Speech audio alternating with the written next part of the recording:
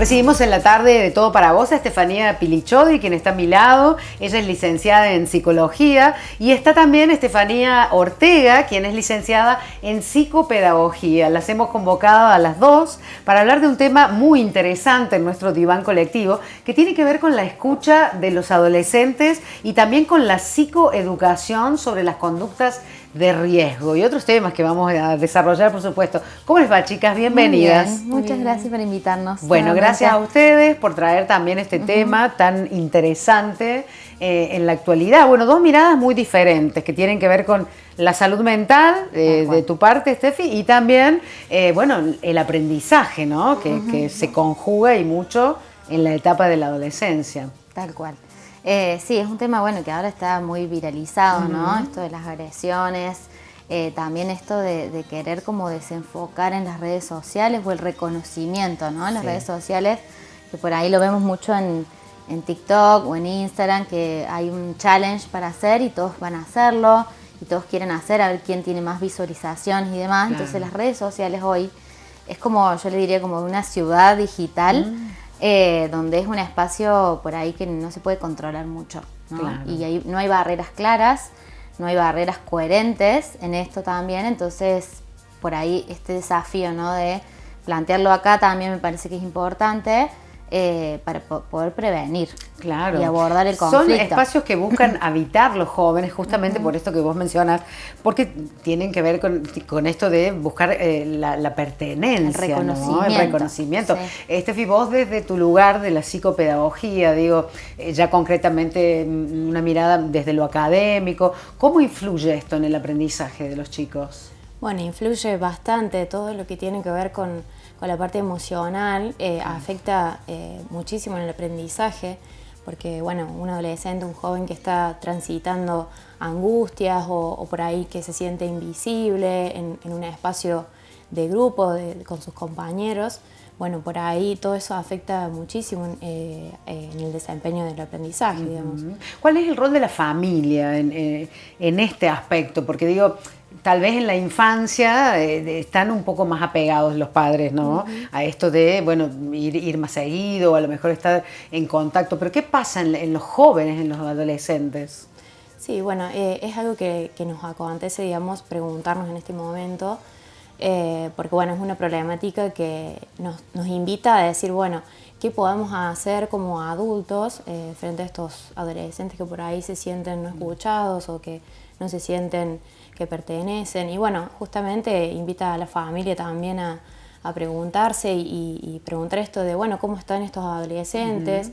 Porque a veces pasa que hay ciertos actos que ellos llevan a cabo, o bueno, por ahí estas amenazas, bueno, situaciones que han sucedido. Sí, que puede llevar a expresar una manera de lo que ellos están sintiendo en ese momento y bueno, y a lo mejor no encuentran un espacio para hablar o para sentirse escuchados. Y bueno, la familia es fundamental. Fundamental. Por otro lado, digo, en tu espacio justamente encuentran eso, ¿no? El momento para poder conversar y para poder explayarse. Pero, ¿qué sienten ellos en relación a los adultos?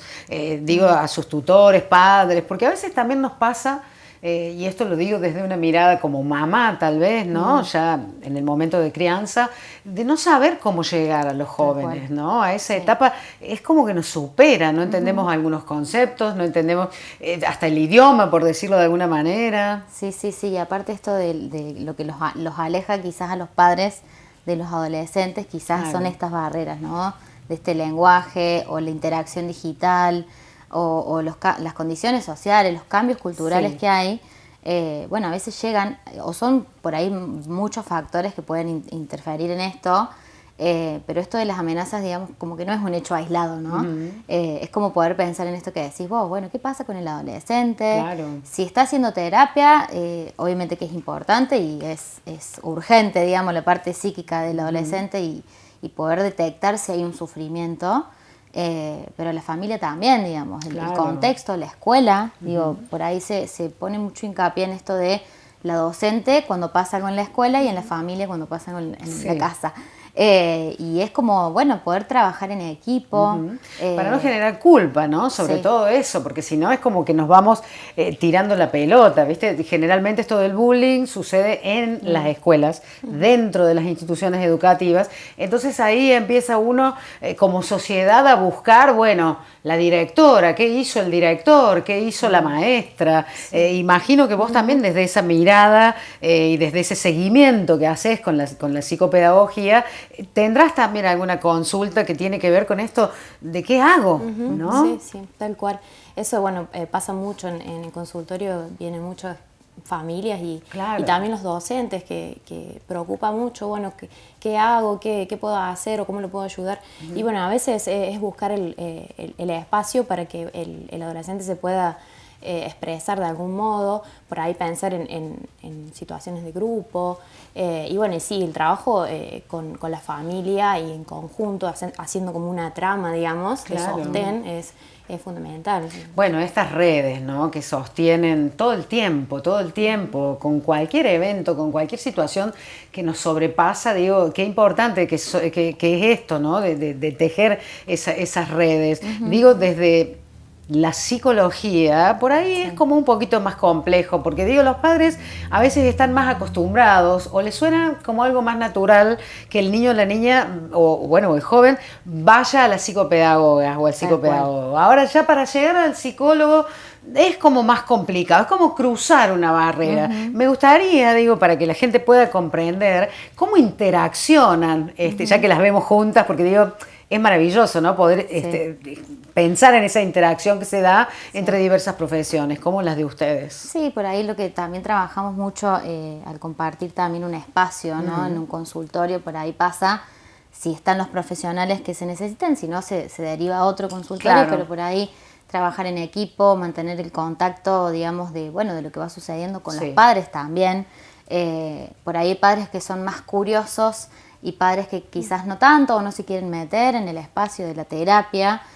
Obviamente que se trabaja con entrevistas con ellos también, pero me parece que también lo importante es esto, como aunar ciertos criterios, ¿no? Digo, ya esto que está sucediendo acá, digamos, imagínate que puede repercutir mucho en padres o en adolescentes, y ni hablar en un caso particular, ¿no? Donde y creo que también para que, los niños, niñas, digo, los estudiantes, por mencionarlos en esta etapa que más tiene que ver con la psicopedagogía, aunque hay otras, hasta la vejez incluso, digo, para que sientan también que esto de aunar criterios les resuena, ¿no? Porque a veces encuentran en diversos espacios distintas miradas. Entonces, bueno, un poco pasa eso, viste que en la casa de la abuela tienen algunos premios otras y reglas, algunos permisos, y bueno, eso también hoy en las familias que se conforman de manera diversa les pasa a los jóvenes, ¿no? Tienen conformado un hogar en un lugar y de pronto comparten otro con otros hermanos en otro lugar, ¿no? Sí, o los niños que tienen los papás separados. Por ahí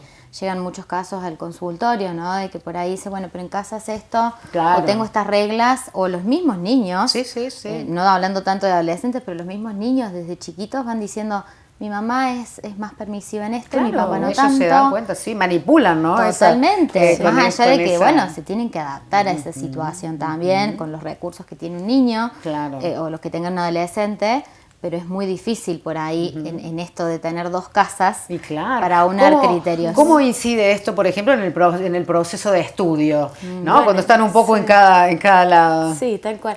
Aparece mucho esta cuestión de los límites, ¿no? De hasta cuándo, hasta dónde puedo y hasta dónde, no puedo. Y así, es toda esta cuestión de que está sucediendo, la problemática, parece mucho y que nos hace cuestionar mucho esto de los límites. Y bueno, y justamente esta cuestión de haber tanta variedad, digamos, de espacios que pueden ser diferentes, estos criterios. Bueno, justamente el adolescente y joven queda como medio perdido, ¿no? Claro, entonces, por ahí volvemos a esto de la importancia de trabajar en equipo, la familia. Y al diálogo de los padres, ¿no? Quienes fueran los tutores, digo, a ese diálogo de quienes son los adultos responsables de estas criaturas, de estas personas, digo, que están en construcción, porque nos ha pasado, digo, lo hemos vivido, nadie tiene un libro, pero bueno, la importancia de poder recurrir a los profesionales. Totalmente, y aparte esto de darle lugar a la implicancia que tiene la palabra, ¿no? Digo, Claro. la palabra tanto en la escuela, en el ámbito escolar, con la docente o con la maestra especial que esté en ese momento, con Claro. los padres, con los profesionales mismos. Por ahí en el consultorio uno trabaja uno a uno, pero también habilitar a que los papás en esto de la psicoeducación, ¿no? Decir, bueno, si estás triste, poner en palabras la tristeza, ya es como que pierde tanta fuerza, ¿no? Digo que el sentimiento no es que Sí, se va a ir, sí. pero ponerlo en palabras. Convengamos que a los adultos nos cuesta mucho gestionar hablar. las emociones, porque Ni venimos hablar. también de otro aprendizaje, ¿no? Estamos como deconstruyendo esto que nos presionaba y que nos limitaba para tratar también de abrirnos a esto que los jóvenes, los niños por ahí ya traen.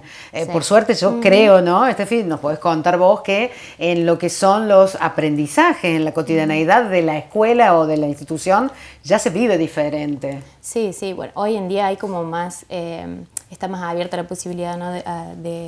de permitir esto de la parte emocional, Claro. y bueno, como que hay más apertura, pero bueno, realmente es crucial que por ahí lo que es la educación emocional esté dentro, digamos, de la currícula, Claro, presente. y que así como se enseña matemática, lengua, bueno, otras asignaturas, que esto también sea algo que bueno, que habilite justamente a que no sea algo raro, o que por ahí justamente pasa esta cuestión de la exclusión, Sí. porque bueno, por ahí sí se sabe que a tal alumno va a la psicopedagoga, al psicólogo, bueno, ¿viste? Por ahí Sí, se genera sí, cierto... sí. Pero bueno, es Naturalizar estas cuestiones, ¿no? Como algo que incluso tenemos que saber que es necesario, digo, que tenemos que naturalizar incluso los adultos, ¿no? Total. Son cuestiones que cuestan mucho, Sí. especialmente a nuestra generación nos toman mucho recorrido porque no existía ni la palabra ansiedad antes, es un concepto que hoy parece tan actual y a todo le ponemos ese nombre, ¿no? La ansiedad, esta cuestión de... y bueno, es algo que es relativamente nuevo, digo, para entender, para poder comprenderlo desde este choque, ¿no? Cultural que se da, bueno, con las distintas generaciones. Sí, aparte es difícil por ahí, porque presta la confusión, ¿no? Digo, por ahí uno está angustiado y quizás también tenés ansiedad. Claro. Por esa misma angustia o por la situación a la que te vas a enfrentar. Sí. Entonces por ahí esto de experimentarlo, el niño y el adolescente, y por ahí es el adulto o el profesional en este caso que puede ayudar Claro. a poner en palabras eso, Exacto. que obviamente las sensaciones van a ser distintas, pero la emoción la reconocemos, Claro, ¿no? lo importante es de aprender a respirar. Yo veo que en varias escuelas, ¿no? Ya se está utilizando la meditación, incluso algunos tienen yoga. Yo digo, qué parte importante esto que hacemos de manera automática, pero que hoy en las escuelas lo ponen en valor, ¿no? Sí, tal cual. Bueno, aparece esto de la ley de la educación emocional, Claro. que en algunas provincias se aplicó ya. Se aplicó, y Sí. bueno, es algo importante porque bueno, empezamos a reconocer las emociones, y bueno, y esto permite también habilitar a la disponibilidad del aprendizaje, justamente. Cuando empezamos a tramitar y como a destejer estas cuestiones emocionales, bueno, empezamos también a estar disponibles para el aprender, ¿no? Claro, bueno, pero qué difícil, ¿no? Esta transición, porque digo, tiene que ser un ida y vuelta, o Total. bien con la familia, o bien con los docentes, los directivos. Entonces, Sí, es como que hay que ayornarse por un lado, bajar a Total. como decíamos, ¿no? A este Sí. otro idioma que a Sí. veces nos sentimos fuera de foco, porque esa es la realidad, ¿no? Y constantemente, porque cuando creemos que aprendimos, ya nos vuelven a superar. Sí, hay algo más. Siempre hay algo más, ¿no? algo nuevo, sí. Sí. No, y aparte también pensando en esto, que en estas problemáticas, ¿no? de la agresión y estas cuestiones que se han viralizado tanto, también esto que como que se contagia, ¿no? Claro.